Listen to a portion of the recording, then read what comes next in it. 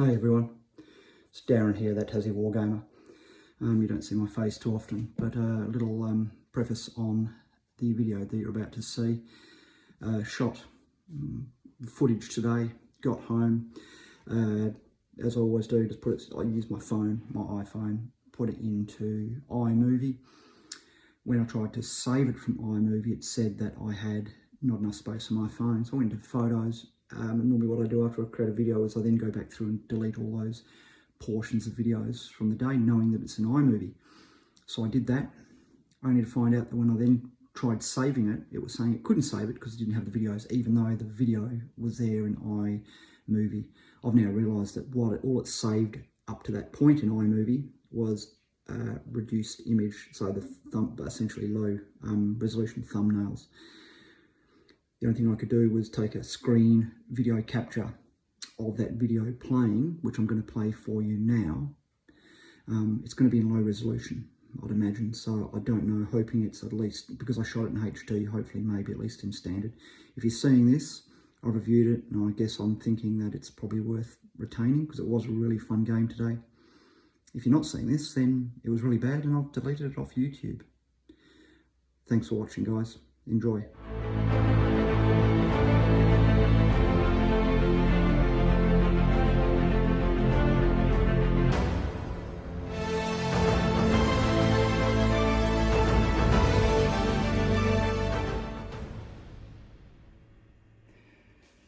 Hello folks, and welcome to another video from that Tassie Wargamer. I'm Darren, I'm here with John at John's place, and today we are playing Chain of Command by Two Fat Lardies in 20mm. So this table is a combination of John's terrain and my terrain. Somewhere in Western Europe, 1944, say. We're using some of John's rail stuff for the first time. So we've got an orchard here, a rail line with some, obviously the railway buildings. I need a little bit of bush today. We just got these two these two bush areas. Other than that, trees and walls to break line of sight. A few latex, these are John's latex rubber stuff, which always looks good on a table. This one here is another rubber one. This one's mine.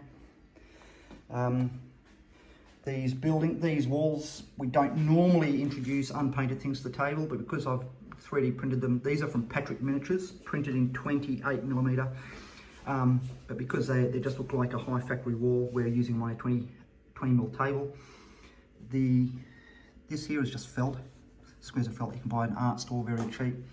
Another one here, probably a little bit light, sandy, but I couldn't find my other ones which were of a darker colour. Another orange or peach orchard here.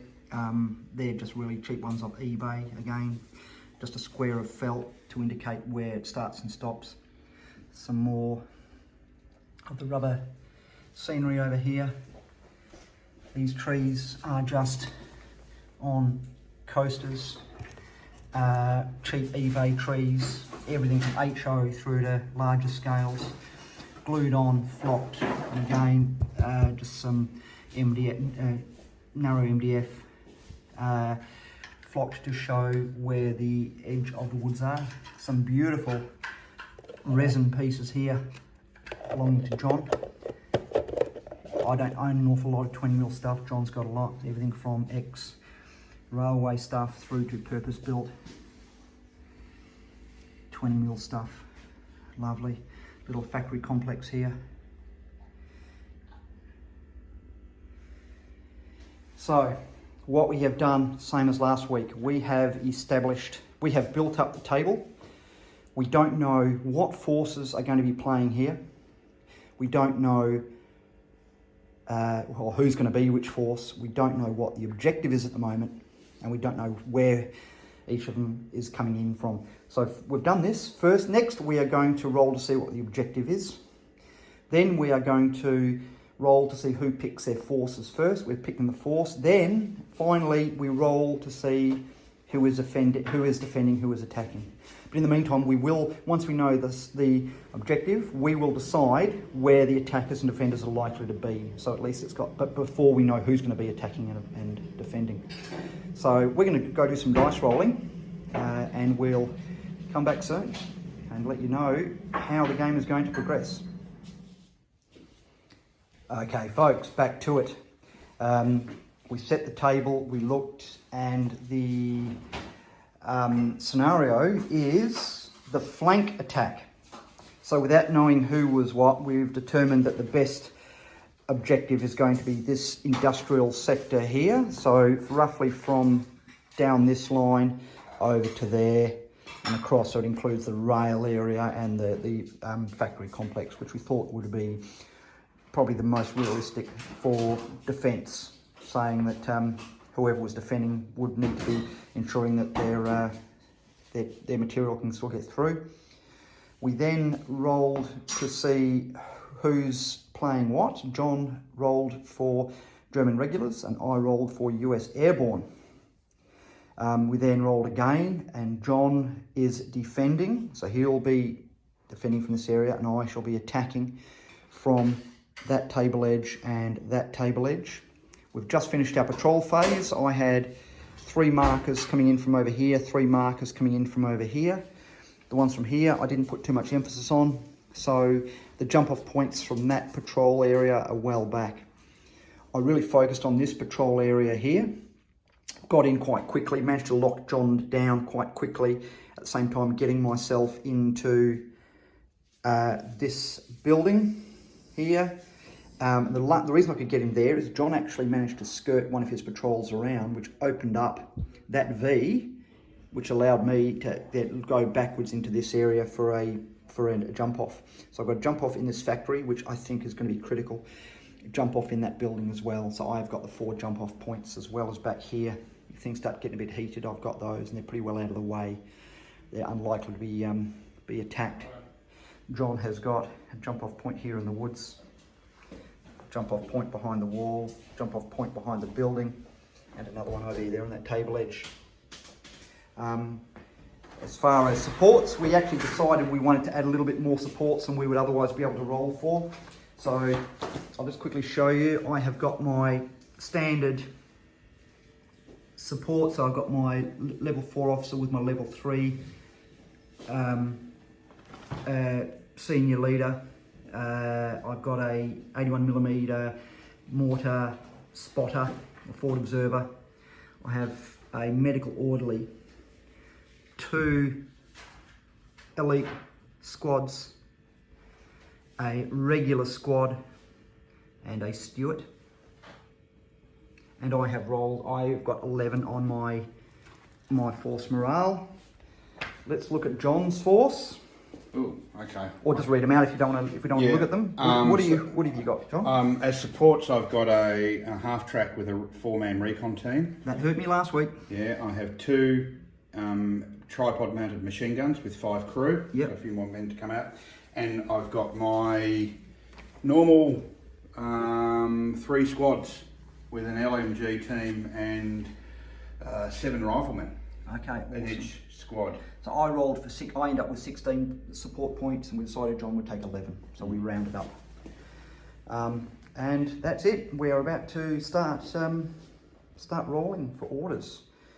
I'll keep you posted. So, Considering it's the last month of autumn, or getting into the last few weeks of autumn, the sunlight here is still magnificent. As you can see, it's streaming into our table. Things are moving. What have we got? I deployed one of my parachute team squads here, who immediately deployed into this building here. There are windows and doors there, so they've all got somewhere to face.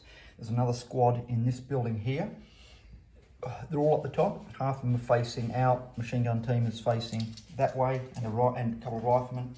Got a mortar team here, 6mm mortar team, that put a bit of fire on one of John's machine gun teams up here.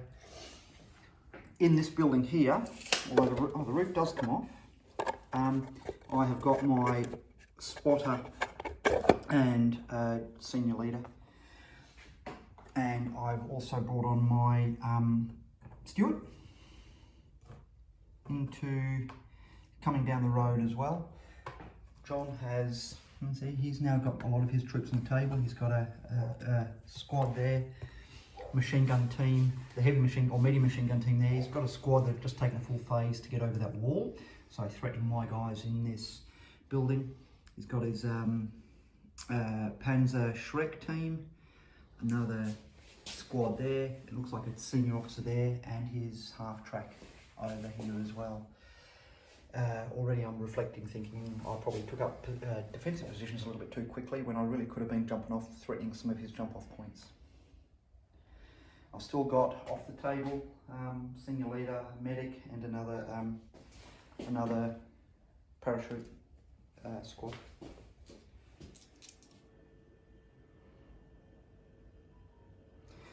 Well, we haven't had an end of turn yet, just phase after phase after phase. I have a chain of command dice ready to use if I need to change the end or use it for anything else, end the turn, but I don't really see a need yet. I've deployed my third unit into here because there was a bit of, I've actually managed to trap one of John's squads here. And also he's got a medium machine gun and a squad over here. My tank was taken out by John's last Panzerfaust. His squad over here had used 2 Panzerfausts on the front armour for no effect. He used 2 here. The first one bounced. The second one, it was obscured, but he did get the side armour and just knocked out my tank. I still have a squad in here, and a squad in here. I've still got my mortar observer, my mortar team over here. I've still got a bazooka team and a senior leader and a medic off table. I've opened up a barrage which destroyed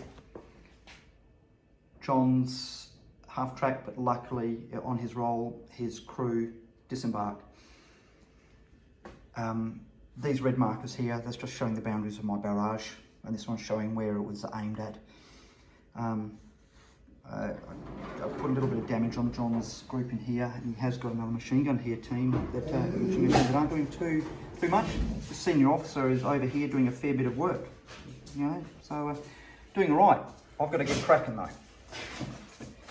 Let's see how it goes. The game is progressing nicely. What we've found is John's had a pretty good John's had a pretty good defensive line. Along here and through that woods. My section that we're in here managed to get out to here, and we've just been trading blows with this section here. John had to bring his medium machine gun team over here to give a bit of support. I've been dropping a barrage. As you can see, these orange markers are the boundary of my barrage, so I've got a lot of his troops in there. It doesn't do an awful lot of damage. Just adds a little bit of shock mainly. I've remembered to use covering fire. Finally, it was something probably neither of us have been doing well. So I've left my machine gun here. This is the group that were in this house. Left my machine gun here, providing cover fire. So they're putting covering fire onto here, while my rifle team move up using marching fire. So they were actually being able to put a little bit of fire into these guys. John's got another medium machine gun here. I've got a mortar team here with a senior leader who's been dropping rounds, and my section here that was under a lot of fire is starting to get reduced. Finally killed John's section that was here. So John's morale is now down to 4, so he's operating with 4 dice. I'm still operating with 6, with a force morale of 9. Starting to look good for the Allies at this point, but I have to drive John off the table or get his force morale to 0, I think. It's a great game, great table, loving it. Hi folks, table's being packed up. We played for about 6.5 hours. Eventually the Germans were whittled away, the ones that were over on that flank over there. I destroyed the medium machine gun team, and then attacked into fisticuffs with the unit that were in the woods, so it really just left John's unit over here to defend. and John basically conceded that he'd lost. He was down to rolling 3 command dice. I still had my 6. He conceded that it was likely to have been an American walkover. Well, So- particularly that last Yeah, fight, fisticuffs, I yeah. just lost everything. Yeah, So. but it was a great game, folks. I love the table. I said we set up the table blind, so we set up to look like a traditional Northern European village before we know what the forces are, what the scenario is, and we're really enjoying that. We really find it adds a lot. Anyway, bit of a rush. Thanks for watching. I'll see you again next week. Thank you.